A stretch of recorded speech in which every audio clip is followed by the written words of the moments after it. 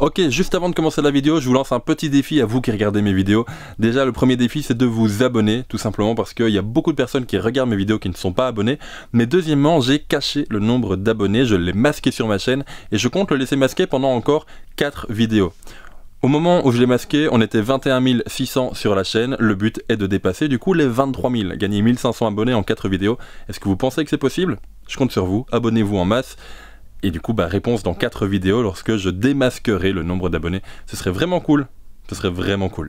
Vous avez adoré la première vidéo de simulation de film personnalisée pour Fujifilm. J'avais du coup sorti une simulation de film qui ressemblait, qui était inspirée de la Ilford HP5. Aujourd'hui, on va parler d'une nouvelle simulation de film en couleur. Bonjour tout le monde et bienvenue dans cette nouvelle vidéo. Aujourd'hui, on va parler d'une nouvelle recette de simulation de film pour nos appareils Fujifilm. Et cette fois, on va parler de la Portra 400. Alors de nouveau, vous avez été très nombreux à en parler dans les commentaires de la première vidéo. C'est pas du copier-coller de la Portra 400, malheureusement, j'aurais bien aimé personnellement. C'est du coup une recette de simulation de film qui est inspirée de ce film, le Portra 400. Ce sera du coup une image cette fois en couleur, mais un tout petit peu désaturée avec des teintes plutôt pastel et plutôt dans les tons chauds. Ça va donner du coup une image très douce et c'est une recette de simulation de film que je vais plutôt utiliser lors de journées ensoleillées, typiquement au printemps, voire en été. Là où dans la première vidéo, je vous expliquais que l'Ilford était plutôt dans les journées où j'étais un peu maussade, un peu de mauvaise humeur et du coup j'avais envie d'avoir une image noir et blanc très contrastée. Ici c'est tout l'inverse, c'est en couleur, c'est tout doux, c'est tout mignon. Voilà du coup à quoi ça va ressembler en vidéo. Alors de nouveau, comme pour la première vidéo, en mode vidéo, on n'a pas le réglage de grain disponible dans nos boîtiers, mais ça donne du coup ce réglage-ci qui en vidéo donne pas forcément hyper bien, en tout cas chacun ses goûts, mais en photo ça donne vraiment quelque chose que j'aime énormément. Alors de nouveau, dans cette vidéo, je vais vous montrer du coup comment faire cette recette de simulation de film, comment l'enregistrer dans votre boîtier, et puis ensuite du coup je vais faire des photos avec pendant une grosse semaine et on se retrouvera du coup dans la suite de la vidéo une semaine après pour vous montrer tout ce que j'ai pu faire avec cette recette de simulation de film. Donc pour enregistrer la simulation de film, on va se rendre dans les menus, configuration qualité d'image en 3e page, modifier, enregistrer, réglage perso, vous prenez du coup un slot qui n'est pas encore utilisé. Ici je vais prendre le 3, on va aller sur modifier. On va avoir besoin de la simulation de film classique Chrome qui est disponible, si je ne dis pas de bêtises, depuis le XT3 voire le XT30. En effet de grain, on va mettre un grain fort à taille petit. Ensuite on va se rendre dans la balance des blancs, on va la mettre du coup sur automatique mais on va la modifier un tout petit peu. On va augmenter sur la droite à +2 dans les rouges et on va descendre à -5 dans les bleus. En plage dynamique, on va se mettre sur DR 400%. Au niveau des courbes de tonalité, on va descendre les hautes lumières à -1 et monter les ombres à +2. Au niveau des couleurs, on va descendre à -2. Personnellement, des fois, je préfère descendre à -3 également. Ensuite, au niveau du détail, ça c'est à vous de voir. Certains disent sur internet qu'il faut mieux faire un +1. Personnellement, quand je fais un +1 du coup, ça ralentit la prise de vue. Entre chaque photo, il faut le temps d'enregistrer. Donc je préfère le laisser à 0 pour gagner en rapidité de prise de vue. En réduction de bruit, on va descendre à -3. Et la netteté, on va également la laisser à 0. Une fois que c'est fait, on appuie sur Back pour sortir et on n'oublie pas d'enregistrer. On peut également la renommer. Personnellement, du coup, je vais la renommer Portra 400. On appuie sur Régler et c'est bon, la voici prête. On peut la sélectionner et la voici du coup.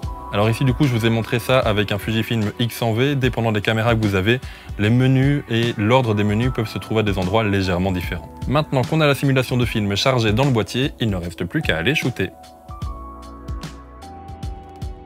Ok les amis, je suis vachement embêté parce qu'en fait j'ai complètement oublié de vous faire les photos, alors je vous les fais là maintenant. On est la veille de la diffusion de la vidéo, du coup les photos je vais les faire en intérieur chez moi. En intérieur parce que dehors on a un ressenti de -16 degrés et j'ai pas le cœur à sortir et j'ai plus le corps à sortir, il fait beaucoup trop froid. Mais je vous ai fait ce matin quelques photos d'urbex avec cette simulation de film inspirée de la Portra 400. Je vais également faire quelques photos comme je vous l'ai dit chez moi du coup. Je vais essayer de faire un peu de portraits si j'arrive à convaincre ma chérie, mais également faire un peu de photos de détail, un peu de photos dans mon jardin, de façon à vous montrer qu'en fait la Portra 400, en tout cas la simulation de film inspirée de la Portra 400, fonctionne très bien dans des intérieurs un petit peu chauds et dans des extérieurs où on a un peu de soleil comme c'est le cas actuellement. J'ai une coupe de cheveux horrible mais c'est pas grave. Je vais prendre du coup ces photos avec le XT4 et le 35 mm Mitacon F095 dont on parlera beaucoup plus la semaine prochaine. Du coup n'hésitez pas à vous abonner si vous voulez être tenu au courant des nouvelles sorties de vidéos, c'est maintenant qu'il faut le faire.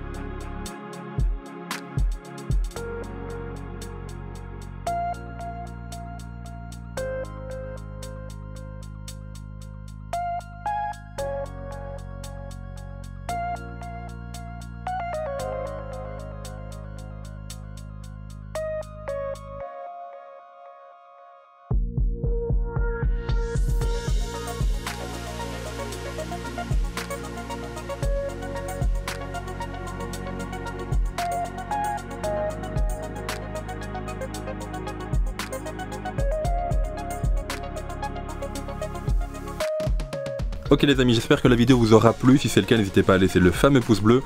Pourquoi pas écrire un petit commentaire pour me donner votre ressenti et également à vous abonner à la chaîne pour être tenu au courant d'une nouvelle sortie de vidéo. Ça a parlé pas mal foodie ces derniers temps, alors du coup ça risque de vous intéresser. Bref, à jeudi prochain 18h pour une nouvelle vidéo.